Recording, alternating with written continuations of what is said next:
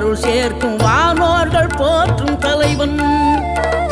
நீரெடுத்த மேனியுடன் ஆறெழுத்தில் பேரெடுத்து நினைவெல்லாம் இனிக்கின்றவன்.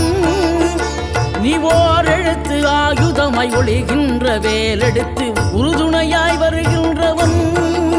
எனக்கு உறுதுணையாய் வருகின்றவன்.